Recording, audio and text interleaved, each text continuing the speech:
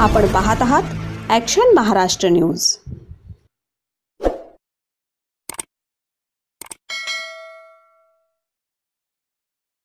नमस्कार, action Maharashtra news चॅनलमध्ये आपलं सगळ्यांचं स्वागत आहे। वडगाव शहरीचे आमदार बापूसाहेब पठारे यांच्यासह 9 जणांवर गुन्हा दाखल, मारहाण आणि सोन्याची चेन हिसकावल्याचा आरोप। राष्ट्रवादी काँग्रेस शरदचंद्र पवार पक्षाचे आमदार बापूसाहेब पठारे यांच्यासह 9 जणांविरुद्ध मारहाण आणि 3,50,000 रुपये किमतीच्या सोन्याच्या साखळीची चोरी केल्याप्रकरणी विमानतळ पोलीस ठाण्यात गुन्हा दाखल करण्यात आला आहे। लोहगाव येथील रस्ते कामावरून सुरू असलेल्या वादामुळे हा गुन्हा दाखल झाल्याचं समजतं।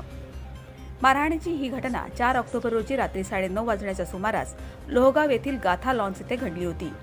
या प्रकरणी बंडू शहाजी खांदवे वय वर्ष 49 राहणार लोहगाव यांनी दिलेल्या तक्रारीवरून शकील शेख बापूसाहेब पठारे, महेंद्र आबा पठारे, सुरेंद्र बापूसाहेब पठारे, रवींद्र बापूसाहेब पठारे, किरण बाळासाहेब पठारे, सागर नारायण पठारे, सचिन किशन पठारे आणि रुपे मोरे यांच्यावर गुन्हा दाखल झाला आहे।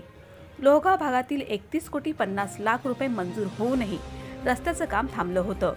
खराब रस्त्यांमुळे शाळकरी मुलगी आणि एका कॉलेजच्या विद्यार्थ्याचा मृत्यू झाल्यानं फिर्यादी खांदवे यांनी 5 ऑक्टोबर रोजी जन आक्रोश आंदोलनाचं आयोजन केलं होतं। 4 ऑक्टोबर रोजी आंदोलनाची पोस्ट व्हॉट्सअपवर प्रसारित करण्यात आली होती। ती पोस्ट लोहगाव मतदारसंघाचे आमदार बापूसाहेब पठारे यांच्या मोबाईलवरही पाठवली गेल्यानं वाद निर्माण झाला होता।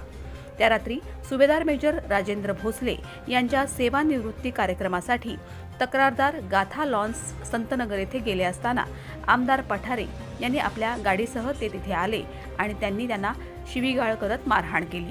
हल्ल्यात किरण पठारे यांनी बंडू खांदवे यांच्या गळ्यातील सुमारे 3.5 लाख रुपये किमतीची 7 तोळे वजनाची सोन्याची चेन हिसकावली असा तक्रारीत उल्लेख आहे।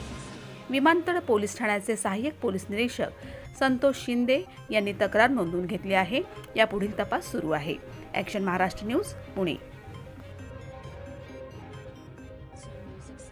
सत्य बातमीसाठी बघत रहा ॲक्शन महाराष्ट्र न्यूज।